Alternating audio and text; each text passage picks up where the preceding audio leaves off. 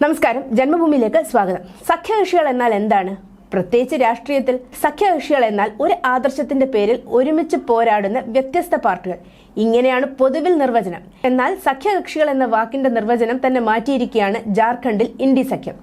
സഖ്യകക്ഷികൾ എന്നാൽ പരസ്പരം തലയടിച്ചു പൊട്ടിക്കുന്നവരുടെ ഒരു സംഘം എന്ന് മാറ്റണമെന്നാണ് ഇപ്പോൾ ജനസംസാരം, ഏറ്റവും കുറഞ്ഞത് ജാർഖണ്ഡിലെങ്കിലും. ആ നിലയിലുള്ള നാണംകെട്ട പരിപാടിയാണ് കോൺഗ്രസ് സഖ്യകക്ഷിയായ RJDയും ജാർഖണ്ഡിൽ കാണിച്ചു വെച്ചിരിക്കുന്നത്.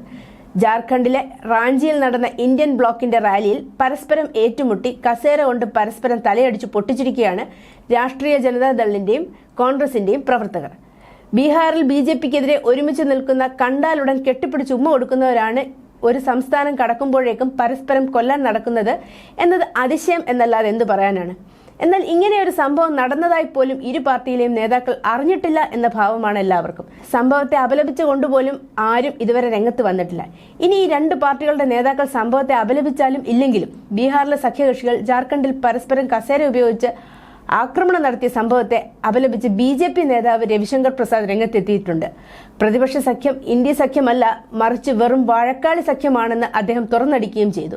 ബോധവും വിവരവുമുള്ള ആരെങ്കിലും വേണമല്ലോ നാട്ടിൽ. ഈ മണ്ടന്മാരുടെ ഇടയിൽ അല്ലെങ്കിൽ നാട് വിറ്റ് ഇവന്മാർ പുട്ടടിച്ചു കളയും. വ്യക്തിപരമായ നേട്ടങ്ങൾ ഉണ്ടാക്കാനാണ് സഖ്യം രൂപീകരിച്ചതെന്നും അതിലെ ഘടകകക്ഷികൾ തമ്മിൽ ഒരു ഐക്യവുമില്ലെന്നും ഇതാണ് പ്രവർത്തകർ തമ്മിൽ നടന്ന വഴക്കിൽ വ്യക്തമാകുന്നതെന്നും BJP നേതാവ് രവിശങ്കർ പ്രസാദ് തുറന്നു പറഞ്ഞു.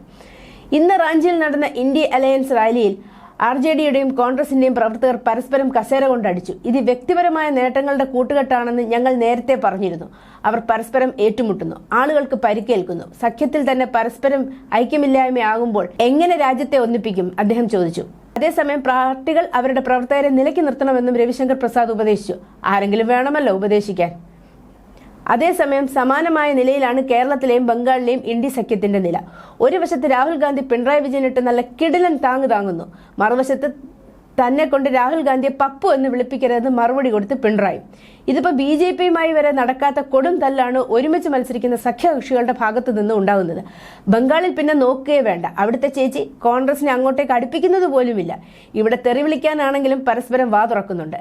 എന്തായാലും നല്ല സഖ്യം. ഇത്തരത്തിലുള്ള ഒരു സഖ്യം സ്വാതന്ത്ര്യാനന്തരം ഇന്ത്യ കണ്ടിട്ടുമില്ല, കേട്ടിട്ടുമില്ല എന്ന് പറയേണ്ടി വരും. ഇവന്മാർക്ക് ഭരണം കിട്ടുന്ന ദുരവസ്ഥ വരുന്നതിനേക്കാളും ഭേദം പ്രളയം വന്ന് എല്ലാം തീരുന്നതാണ് എന്ന് ആരെങ്കിലും ചിന്തിച്ചാൽ അവരെ തെറ്റു പറയാൻ കഴിയില്ല. News desk, Janmabhumi.